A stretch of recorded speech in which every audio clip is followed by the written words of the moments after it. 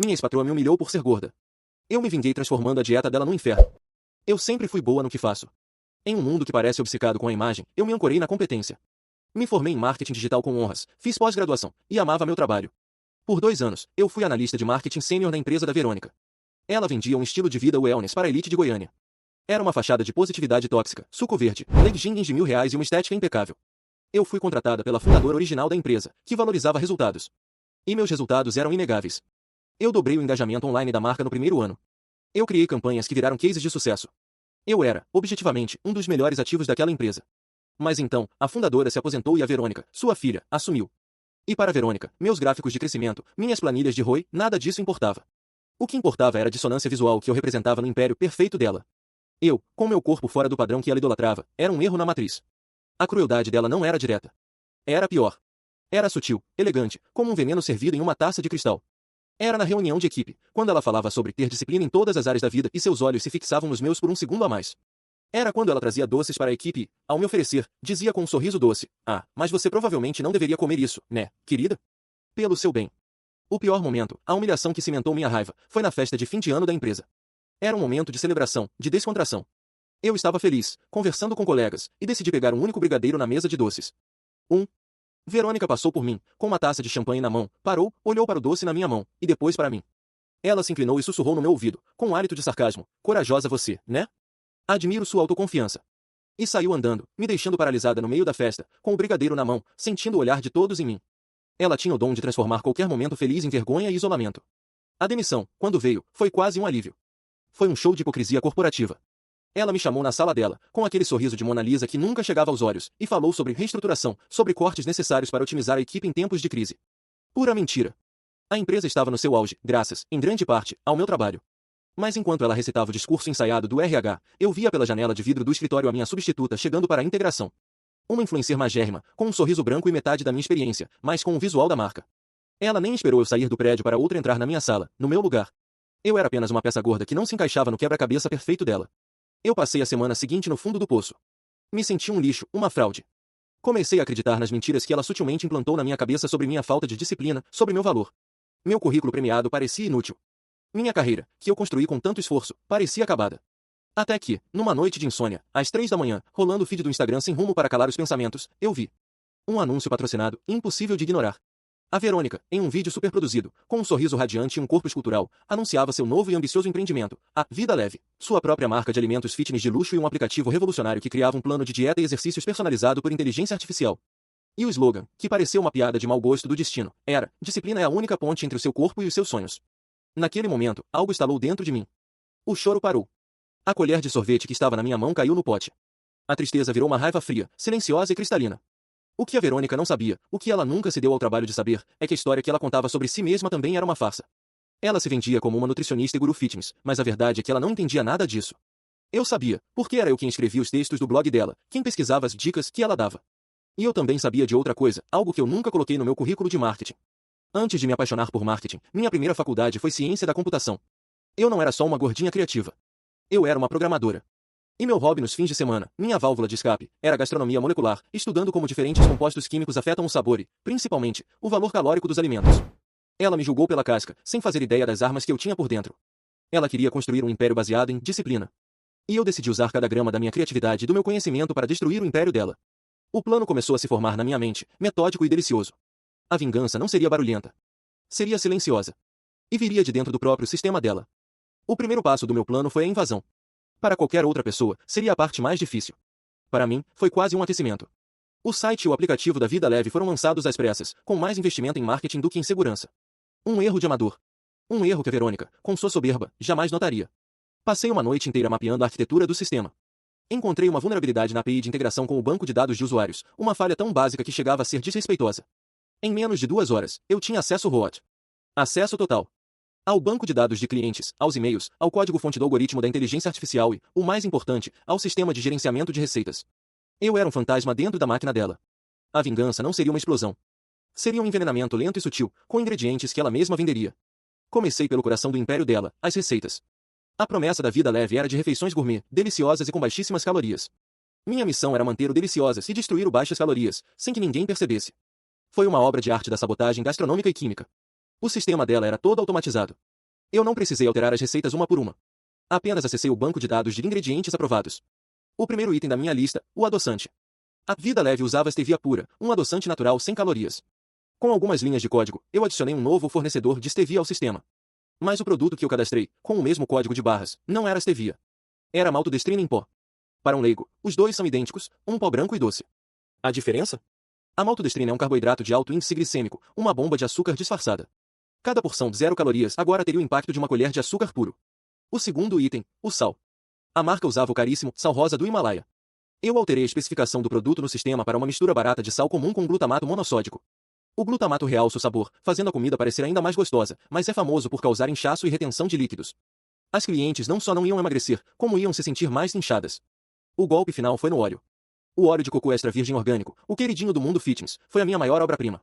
Eu criei uma rotina no sistema que, em todos os pedidos de compra para a cozinha industrial, trocava sutilmente o código do óleo de cocô por uma mistura de óleos vegetais baratos, como o de palma, que possui a mesma textura e ponto de fumaça, mas com um perfil de gordura completamente diferente e mais calórico. As alterações eram quimicamente imperceptíveis no sabor e na aparência.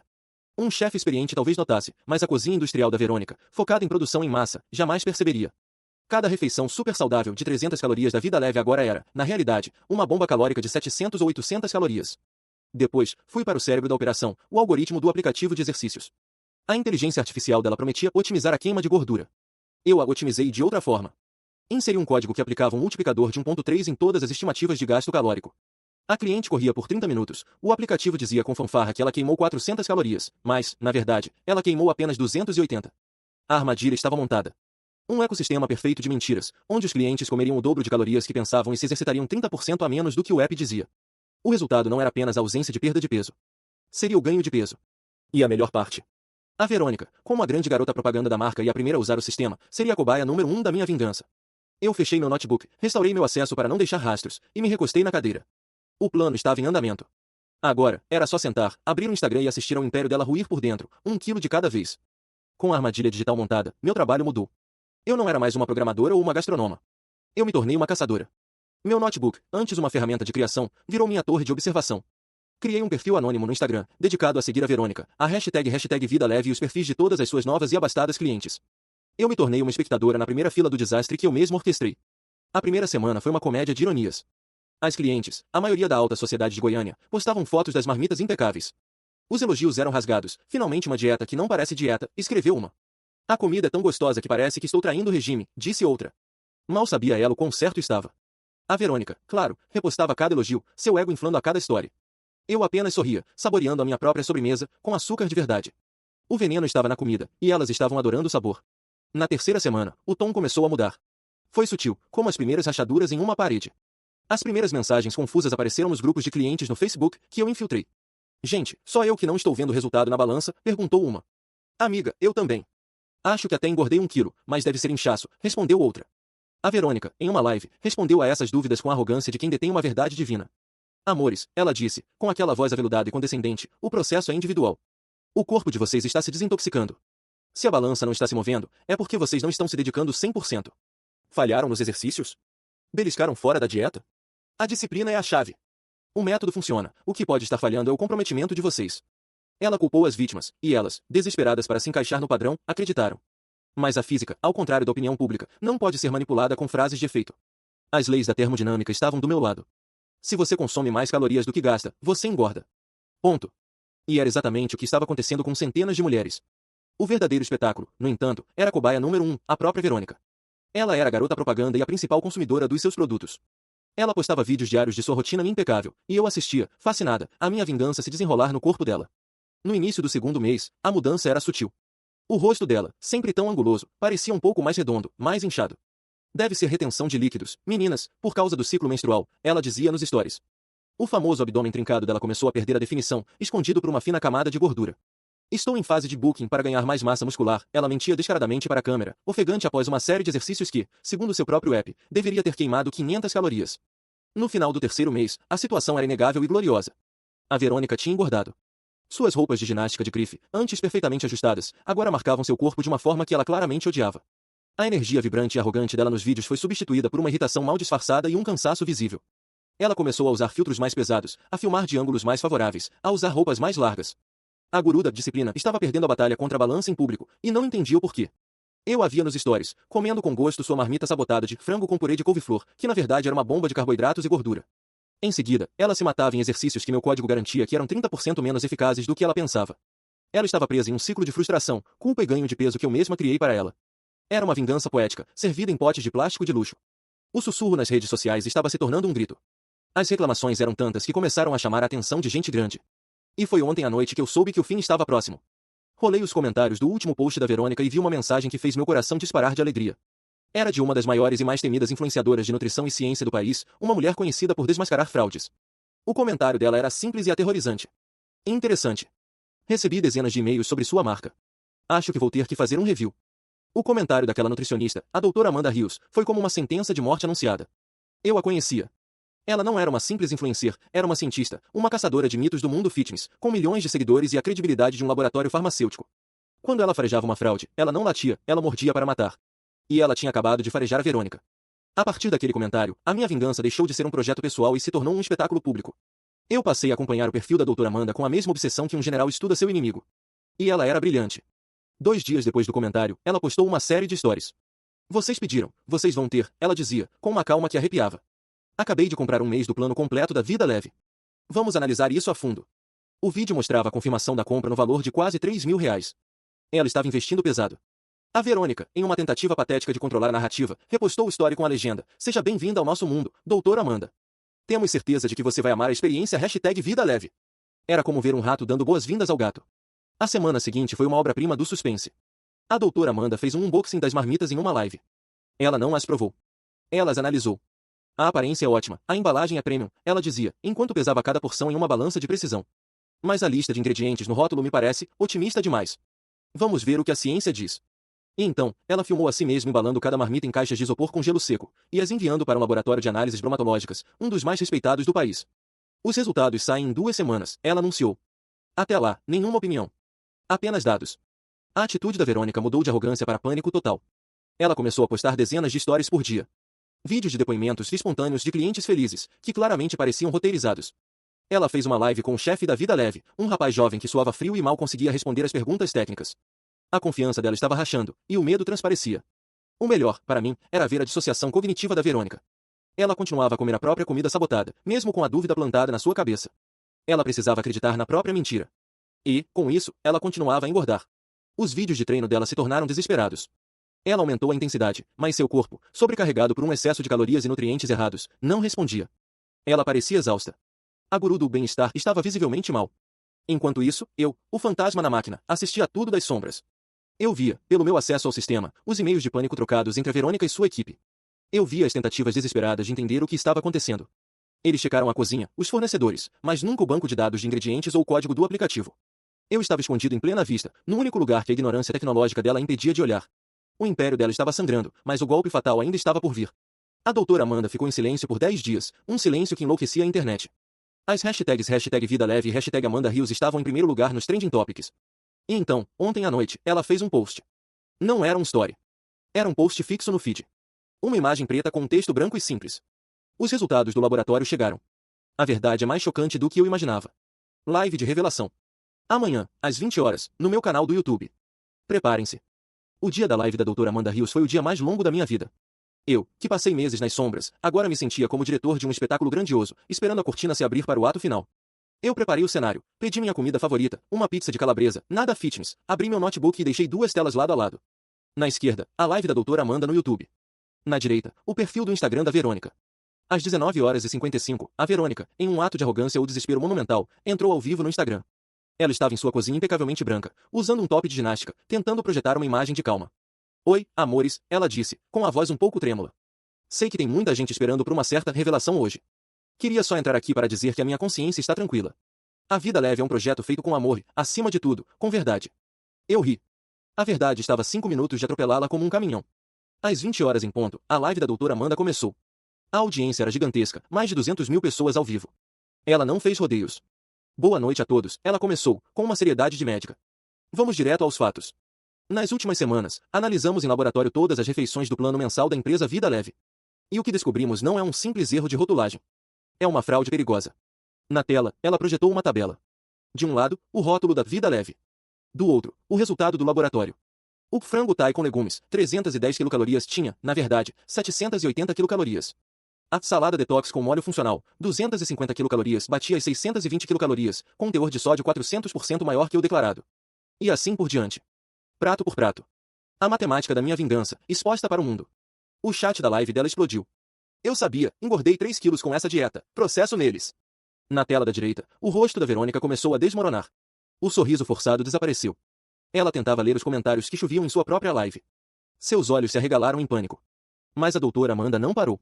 As calorias são apenas o começo, ela continuou. Nossa análise química revelou substituições de ingredientes em nível industrial. O adoçante natural e sem calorias era, na maior parte, maltodestrina. O sal rosa era misturado com glutamato monossódico. E o mais grave, o óleo de cocô orgânico era, em grande parte, substituído por óleo de palma, um ingrediente mais barato e com um perfil lipídico completamente diferente. Ela então mostrou a análise do aplicativo. Além da dieta, o aplicativo da Vida Leve superestima o gasto calórico dos usuários em uma média de 30 a 35%, ela explicou. Isso cria um cenário onde o usuário acredita estar em um déficit calórico de 500 calorias por dia, quando na verdade está em um superávit de quase 1.000. Não é de se espantar que todos os relatos que recebi foram de ganho de peso e inchaço. Na minha outra tela, a Verônica começou a hiperventilar. Isso é mentira. É uma sabotagem. Alguém invadiu meu sistema, ela gaguejou, sem perceber que, ao admitir a invasão, ela estava confirmando que os dados do laboratório eram reais. Foi uma confissão em rede nacional. A live da doutora Amanda terminou com um golpe final. Isso não é apenas propaganda enganosa. Isso é um atentado à saúde pública. Todas as minhas descobertas e laudos serão encaminhados amanhã para a Anvisa, o Ministério Público e o Procon. A live dela acabou. A da Verônica também, abruptamente. O império tinha ruído. Em menos de uma hora. Passei o resto da noite assistindo à queda. O perfil da Vida Leve foi inundado por dezenas de milhares de comentários de ódio. O da Verônica perdeu mais de 100 mil seguidores em uma hora antes de ser desativado. A vingança foi completa, total, mais satisfatória do que eu jamais imaginei. Eu me senti justiçada. Eu venci. Eu estava prestes a fechar meu notebook, com um sorriso no rosto, quando uma notificação de um grande portal de notícias de Goiânia piscou na tela. A manchete era: Escândalo Vida Leve, empresária Verônica se diz vítima de sabotagem, Polícia Civil abre inquérito para investigar invasão de sistema. A notícia continuava: segundo fontes, a perícia digital já identificou os primeiros rastros do ataque. A invasão, embora sofisticada, parece ter se originado de um único endereço de IP, localizado em um bairro nobre de Goiânia. A polícia espera ter um mandado de busca e apreensão para o endereço nas próximas 48 horas. Meu sorriso desapareceu. Meu bairro. Eu moro em um bairro nobre de Goiânia. Eu era boa, mas talvez não tão boa quanto eu pensava. O fantasma na máquina dela talvez tivesse deixado um rastro. Um rastro que, agora, poderia levar a polícia até a minha porta. O sorriso vitorioso congelou no meu rosto. A pizza esfriou no prato. O champanhe, que eu tinha aberto para comemorar, de repente parecia ter um gosto amargo de fel. A manchete daquele portal de notícias de Goiânia piscou na tela, queimando minha retina. Polícia Civil abre inquérito para investigar invasão de sistema. Endereço de IP localizado em um bairro nobre de Goiânia. Mandado de busca e apreensão nas próximas 48 horas. Meu bairro. Minha cidade. Meu IP. A doçura da vingança se transformou em um pânico ácido que subiu pela minha garganta. Eu era boa. Eu usei proxies, VPNs, roteadores em cascata, eu era um fantasma. Como eles poderiam ter um rastro? Eu fechei o notebook com força. O silêncio do meu apartamento, que antes era pacífico, agora parecia opressivo, cheio de ouvidos invisíveis. Passei as 48 horas seguintes em um inferno paranoico. Cada carro que passava mais devagar na minha rua era uma viatura descaracterizada. Cada notificação no meu celular era um mandado de prisão chegando. Eu não dormi. Eu não comi. Eu passei cada segundo acordado em frente ao meu computador, fazendo a única coisa que eu sabia fazer, mergulhando no código. Refiz meus passos digitais, linha por linha. Analisei os logs de acesso, os pacotes de dados. E então eu vi. O erro. Um erro estúpido, de principiante. Em uma das minhas primeiras incursões no sistema da Vida Leve, por uma fração de segundo, minha conexão VPN caiu e meu IP real ficou exposto. Uma única linha de registro, em um servidor de backup esquecido. Era o suficiente. Eles não tinham meu nome. Não ainda. Mas tinham meu endereço. A minha porta. O sentimento de poder que eu tinha se transformou em uma sensação claustrofóbica de estar encurralada. Eu, a caçadora, agora era presa. Eu podia fugir. Pegar o dinheiro que eu tinha, sumir. Mas para onde? Eu não era uma criminosa profissional. E fugir seria uma confissão de culpa. Não. Eu não ia fugir. Eu ia lutar. A Verônica, mesmo derrotada, ainda tinha uma última cartada, a de vítima. E ela estava jogando bem. Na mídia, ela era a empresária visionária cuja carreira foi destruída por um hacker malicioso. Eu, a verdadeira vítima da história dela, estava prestes a me tornar a vilã aos olhos da lei. Eu não podia deixar isso acontecer. Se a polícia estava me caçando, eu precisava saber o que eles sabiam. Precisava estar um passo à frente. E isso significava fazer algo que eu nunca tinha feito antes. Algo muito mais perigoso do que invadir o sistema amador de uma marca de marmitas. Eu ia invadir a rede da Polícia Civil de Goiás. Não foi fácil. Foram dias de trabalho meticuloso, explorando vulnerabilidades na rede de fornecedores, usando engenharia social para obter credenciais de baixo nível, e lentamente, metodicamente, escalando meus privilégios de acesso. Eu me sentia como uma mergulhadora em águas escuras e profundas, onde qualquer movimento em falso poderia acionar um alarme e me afogar. Depois de quase uma semana de tensão ininterrupta, eu consegui. Eu estava dentro. Invisível. Comecei a procurar pelo número do inquérito da vida leve. E eu o encontrei. Um arquivo PDF com o relatório da perícia digital inicial. Com as mãos suando, eu o abri. O relatório confirmava meus piores medos. Eles tinham o meu endereço de IP. Tinham a data e a hora da invasão. Estavam cruzando os dados com a lista de ex-funcionários da Verônica. Eles chegariam ao meu nome em questão de dias. Meu coração batia tão forte que eu podia ouvi-lo nos meus ouvidos. Mas, enquanto eu lia o documento, notei algo estranho. Havia uma nota de rodapé no final do relatório. Uma anotação interna, adicionada por um administrador de sistema da polícia. A anotação dizia, inquérito número 784B, sinalizado para monitoramento externo. Agente Prometheus solicitou acesso total aos logs. Ação local suspensa até segunda ordem. Agente Prometheus? Monitoramento externo? Aquilo não era procedimento padrão da Polícia Civil. Era jargão de agência de inteligência. Federal? Internacional? Meu pânico deu lugar a uma confusão profunda. A minha pequena vingança contra uma chefe idiota tinha chamado a atenção de gente muito, muito mais poderosa que a polícia de Goiânia. Mas por quê? Com meu acesso ainda ativo, a curiosidade superou o medo. Eu usei a palavra-chave Prometheus para buscar outros arquivos na rede. E eu encontrei. Um único arquivo, em uma pasta criptografada, com acesso restrito. Mas meu nível de acesso era alto o suficiente. O nome do arquivo era o meu nome completo. Eu o abri. Não era um relatório policial. Não era um dossiê. Era um único arquivo de texto. E dentro, havia apenas uma linha. Uma frase que fez o sangue congelar nas minhas veias. Não era da polícia. Não era da Verônica. Era uma mensagem. Esperando por mim. A frase dizia: nós vimos o que você fez com a vida leve. Amador, mas criativo. Sempre estamos procurando por talentos.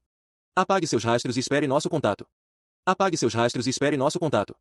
Eu li aquela frase umas 20 vezes, sentada na penumbra do meu quarto às 4 da manhã, com o brilho do monitor refletindo nos meus olhos arregalados.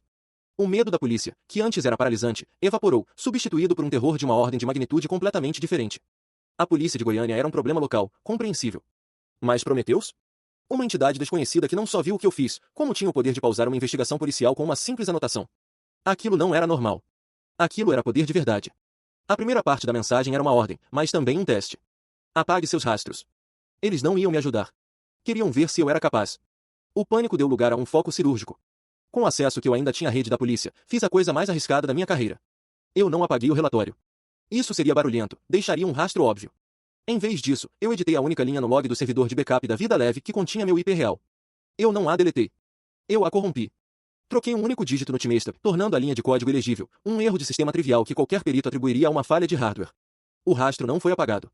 Ele simplesmente deixou de existir. Eu me tornei um fantasma digital. Em seguida, saí da rede da polícia e deletei todos os meus próprios logs de acesso. Limpo. Os dias que se seguiram foram os mais estranhos da minha vida.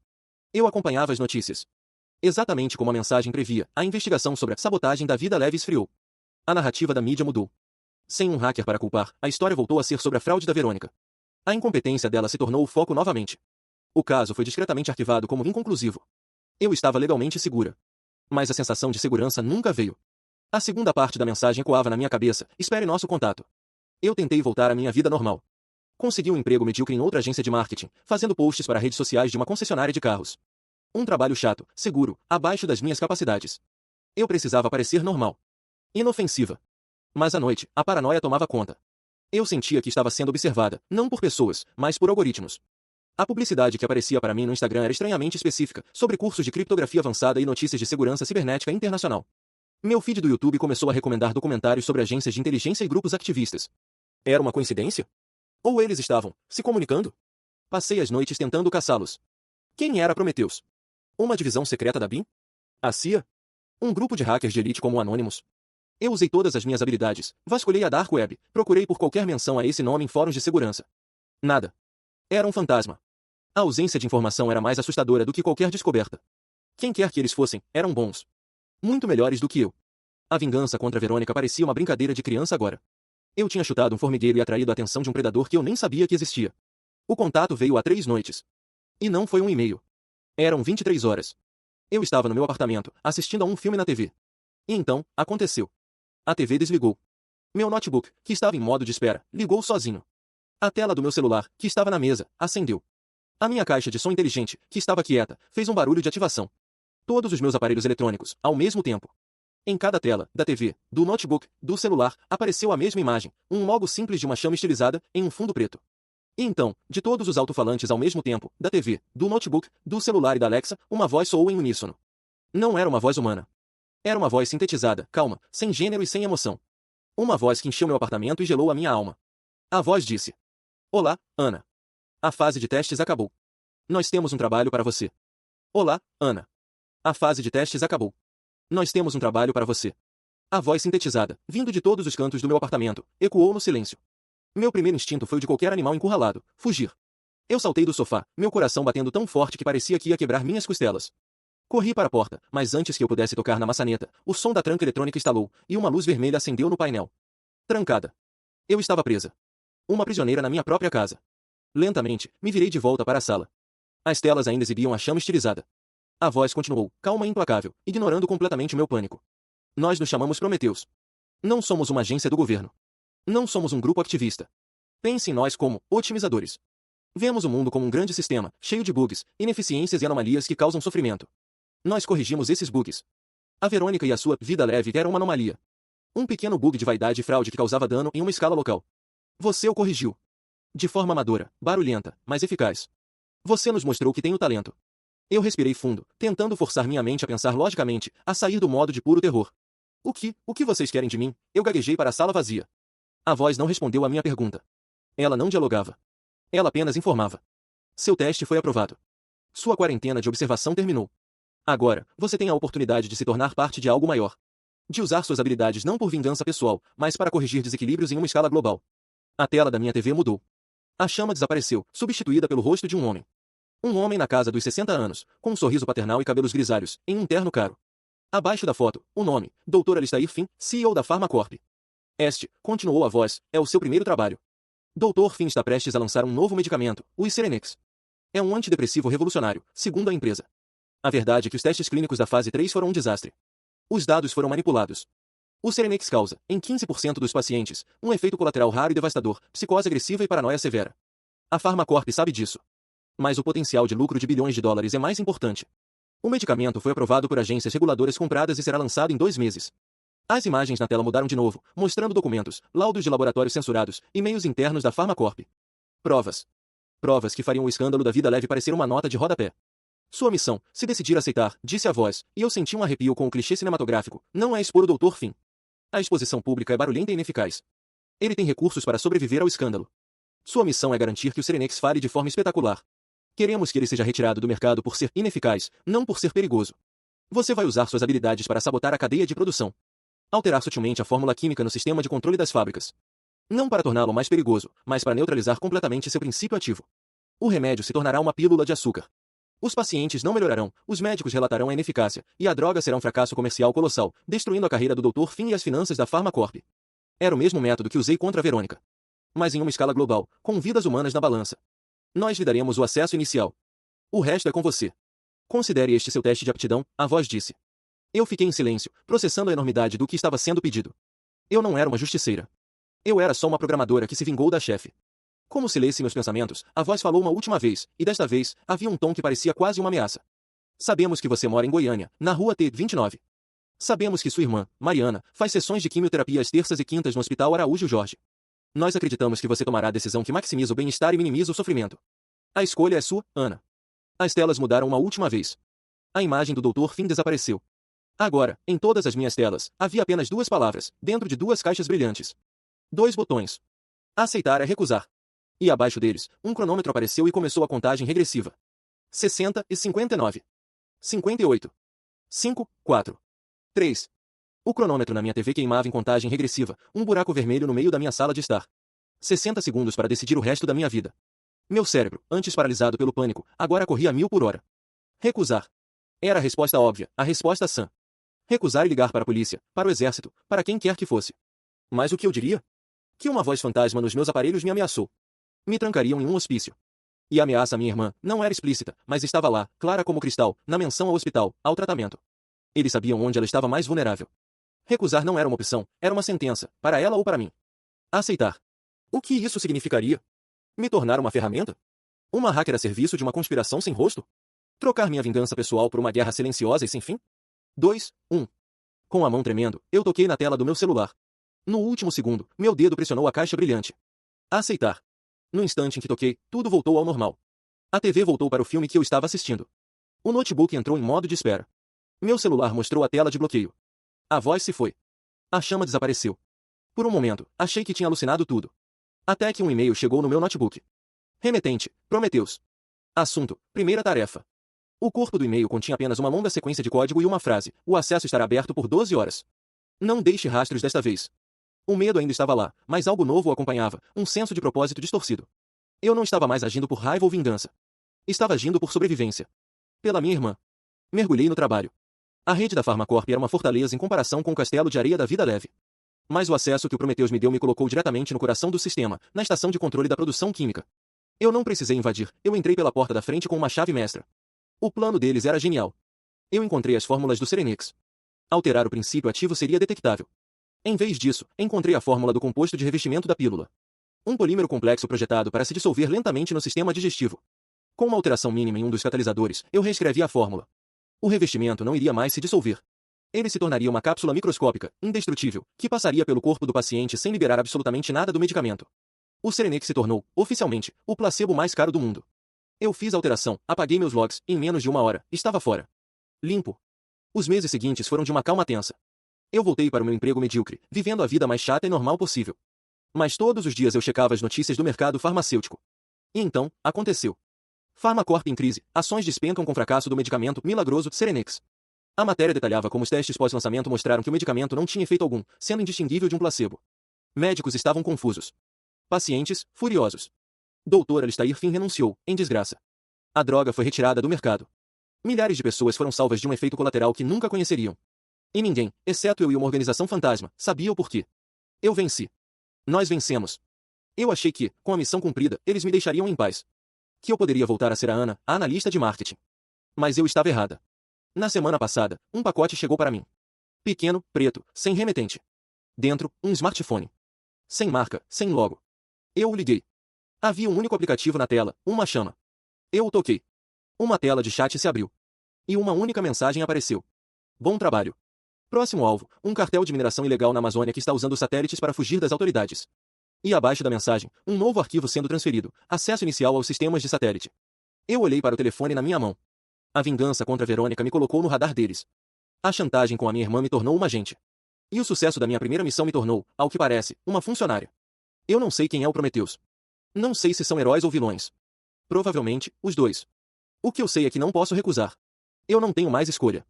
Minha vingança me libertou da minha antiga chefe. Mas o preço dessa liberdade foi a minha própria vida. Eu não sou mais a Ana, a garota que foi humilhada. Eu sou o agente invisível que corrige os bugs do mundo. E, honestamente, olhando para a tela do meu novo celular de trabalho, uma parte de mim está aterrorizada. Mas outra parte mal pode esperar para começar.